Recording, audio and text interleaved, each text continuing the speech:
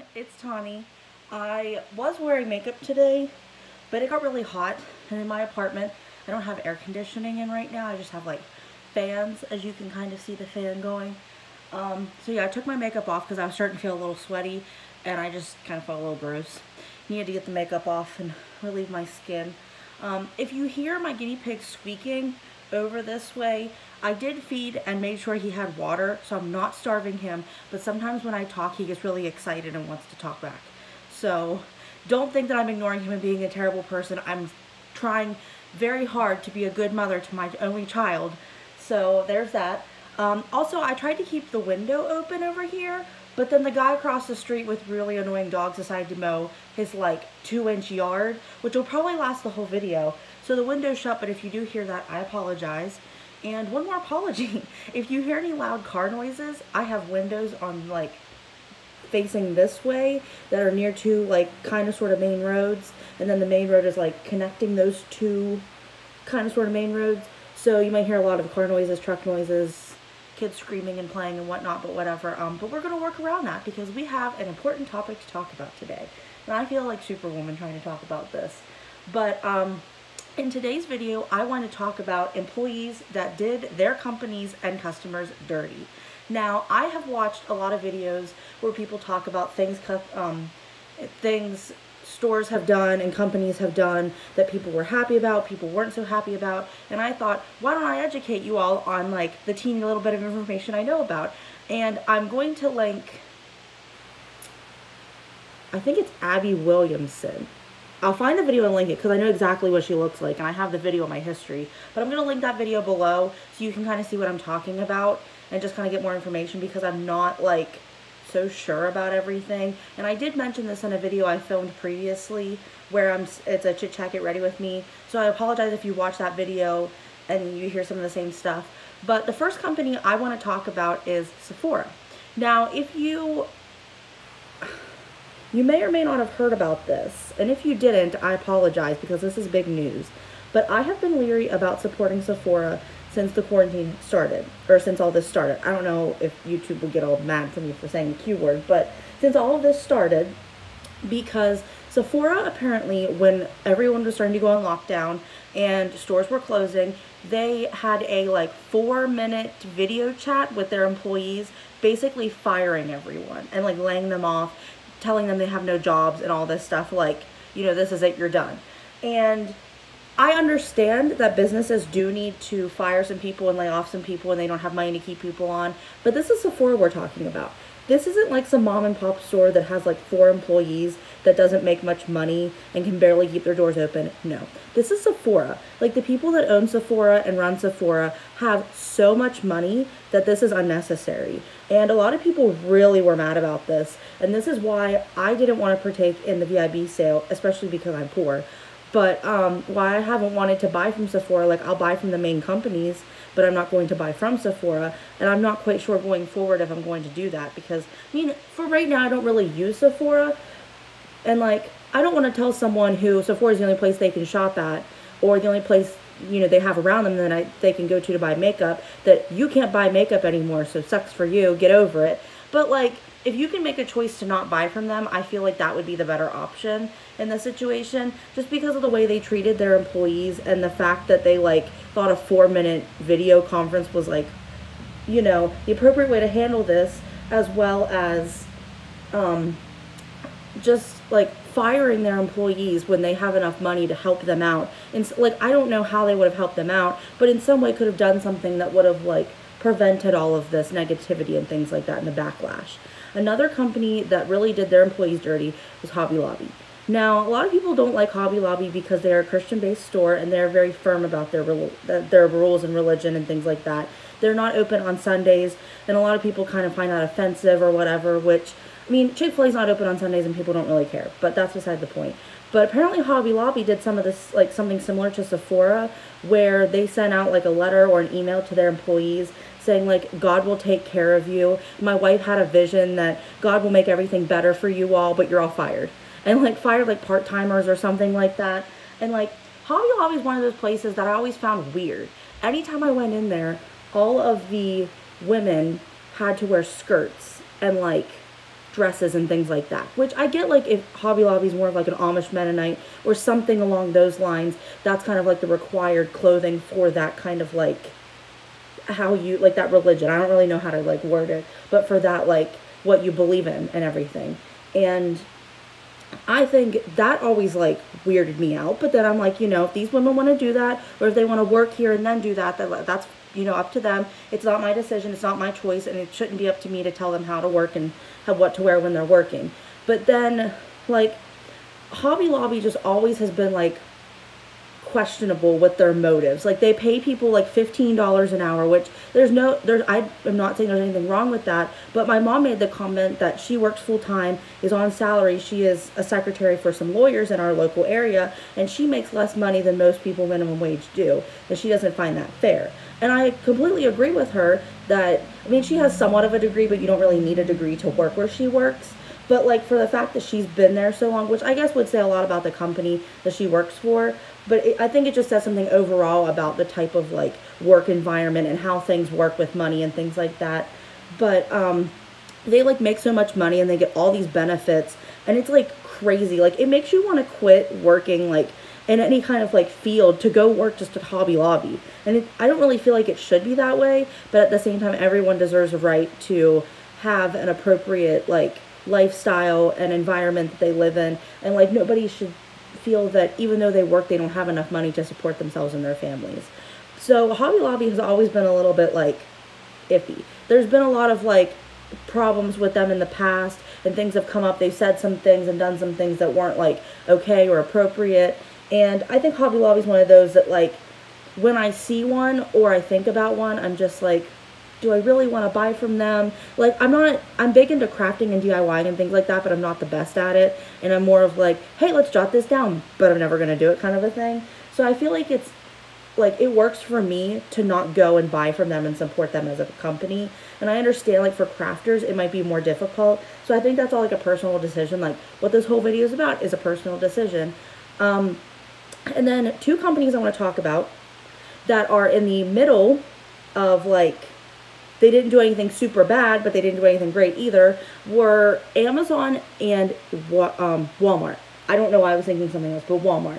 And I watched in Abby Williams' video, and she brought this to light, that there was a huge walkout between Instacart, Whole Foods, Walmart, Amazon, and any of like the feeder companies that go in through Amazon and things like that. That they weren't treating their, you know, employees fairly. And I don't know if this was like people like working cash registers or stocking shelves, or if it were people in like the manufacturing, you know, factories and things like that. I don't know like for certain, but I feel a little leery now buying from a company like Amazon and Walmart, especially when they're so big and have such a big impact. That like while they've been doing some great things for the environment and for people locally, it still kind of like bothers me that there's that like that they can't do something right to the point that people are like boycotting them. And I get that a lot of people, like a lot of times people walk out for dumb reasons, but like you're not going to have a massive walkout between multiple companies over nothing or over something stupid. And I think that's kind of the whole point to make here. Like where I live, Walmart is the main place to go. Like it's not the main grocery store, and I don't really go grocery shopping there. I mainly go for like clothes and makeup and things like that. But it's kind of one of the only places around here to get most of the items they sell. Like we do have some craft stores and we have some auto parts stores, but Walmart has like the main, like what you're gonna, you know, what most people typically need is what you can find at Walmart. And I know I could probably go elsewhere to find most of these things, but like for my budget and for the area I live in and things like that, it just would make more sense to go to Walmart. So I think it's one of those, I might cut back on shopping at Walmart, but it's definitely gonna make me think of them in a different way. And same with Amazon. Like I don't shop from Amazon as much. Like I haven't done so in a long time just because their prices are a little high, and I just can't justify, you know, buying things on there whenever, like even though I spend a bunch of money on Ulta and things like that, but like I just can't justify spending all the money on like stuff that sometimes is kind of stupid and like doesn't come in good quality. But that's kind of the risk you run when you go to a place like Amazon that sells from third-party buyers and vendors and things like that. And then the good company that I'd like to talk about, I feel like there's multiples, but I couldn't think of anyone other than this one brand. And we have one in our local mall that started like last November or the November before then. It's like been very recent. It's one of like the newer shops in our mall, which we don't get really new stores in there. But we haven't had one of these up until very recently, and that's Ulta. Now, a friend of mine works at Ulta, so she all the time promotes them and talks about them and is trying to get people to shop there, which I think is great that, you know, when you work at a place, you're going to do that. And I did that when I worked at Kohl's, and she posted that there was a story of a woman who her husband passed away and she had to take time off for bereavement and things like that, and to deal with his death and to grieve and, you know, all of what goes on when somebody you love dies. And Ulta let her take that time off with pay and didn't push her to come back because she needed to come back. And I'm like getting emotional talking about it just because of like how generous that seems as a company. For a company so big like Ulta, that they would allow someone to do that and to appropriately handle a situation that's very difficult for them. Because like when somebody passes away, the last thing you're thinking of is going into work, putting on a smiling face and like helping people, especially people that aren't always like the most grateful.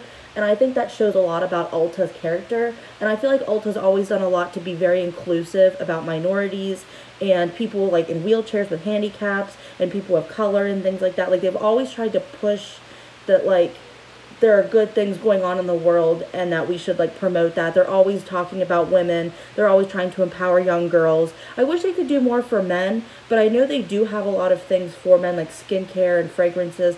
Not so much makeup, but I'm not quite sure if they even do that online because I haven't looked into it because I don't buy makeup for men, so I'm not totally sure.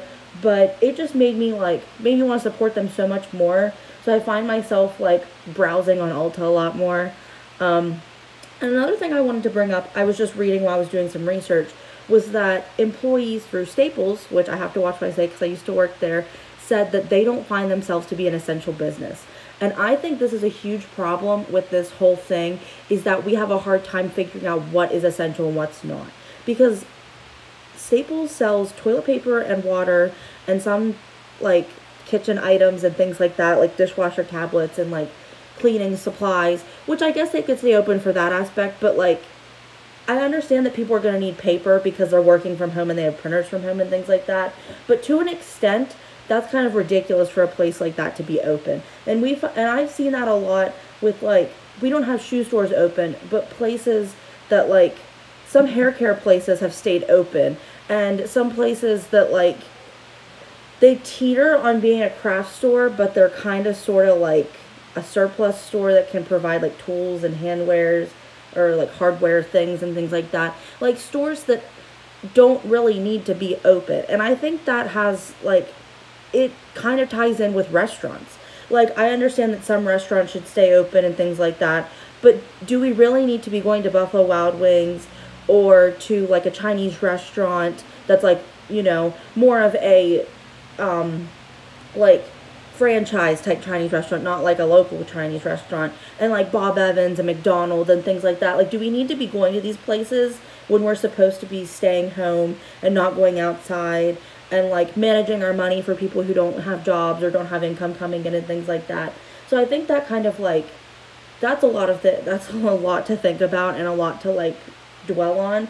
And I also wanted to bring up, and you can turn this off if you don't, you know, believe in religion or you don't want to hear this religious part, but my pastor, now I go to a Methodist church. I'm a member of my church. I've been there since I grew up. You know, it's like I could walk there from, you know, my apartment and my parents' house. So my whole life I've been able to walk to my church, and they have like put their feet in the ground about opening. Now we have an independent Baptist church that opened. I've seen other Baptist and Catholic church opened. I haven't really seen any Methodist church opening, but I haven't, like, I'm not too sure. Like, maybe I've seen a place open but didn't realize it was Methodist. But my pastor, we had asked her, do you think we could have a service where people sit in their cars and you have, like, a little speaker and you hook up to a microphone and you speak? Or do you think we could do one where you preach and put it on the radio, or you go to people's house, like, not so much go to their houses, but like give people phone calls and like reach out to people? And she basically said no. Like straight up no. Just like that. Kid you not. Almost blew my mind. And she kept implying that it was the Methodist Church as a whole, our bishop in our, area, that we should not have church yet. And it's too soon and it's too difficult to open up because we would have to spray everyone down and clean all the pews and disinfect the air that people are breathing every 5 seconds, even though they're wearing a face mask. And we can't sing because you have to wear a face mask. And she just kept making so many excuses. And I know this is more like kind of a little bit about her and about the Methodist Church as a whole and our bishop and all these things. And I know that that is such a heavy thing to talk about and place the blame. But it almost seemed like they didn't want us to open our church. And we have been in talks of being closed. And I know that our pastor has done that to another church. So I know it's possible. I know it could happen to us. And our church doesn't have very many people. We don't have good numbers. Like, we've been declining. Like, we have a lot of people that have stopped going to the church for various reasons. My aunt made the comment that she's no longer going to be a Methodist member. Like, she's switching churches completely. Like, she's going from Methodist to whatever. And, like, I don't feel like the Methodist Church, even as a whole, is doing enough to keep their members. And I think it almost makes me want to go to a different type of church. Like, go to Presbyterian, Baptist, Catholic, Lutheran, something that's not Methodist, because of the way they're handling this. Like, I told my mom after we had our little meeting, I was just like, it doesn't seem like they want us to open our church. It doesn't seem like the Methodist Church in general wants people to go back to having services and to, like, worship and things like that. And it just blew my mind that that's, like, first of all, what I thought, and, like, that was the assumption I came to. And I honestly feel like that shouldn't be an assumption that comes to your mind, that, like, a whole type of religion and a whole, like, form of this, like, Christianity religion would get to a point that, like, they're not going to open because they don't feel like it or they don't want to or it's too much work. Like, our pastor made that comment and I'm like, was it too much work for Jesus to carry the cross all that way, get his hands and feet nailed in and die for us? Like, was it too much work? And it, like, blows my mind even talking about it now, that it is too much work to open the church. And I want to leave you with that before I get, like, completely crazy and start spitting on the camera because I feel like coming. But I am just so blown away. I'm sorry to leave you on a bad note. These are just kind of like random rambles at the end. But if you stayed through the whole thing and listened to me rant about a church, I'm so glad you're here. Please like, share, and subscribe. And don't forget to ring the bell somewhere down below so you get notifications every time I update. Or you can get personalized, which I don't know what that means. But apparently YouTube does, but I don't know.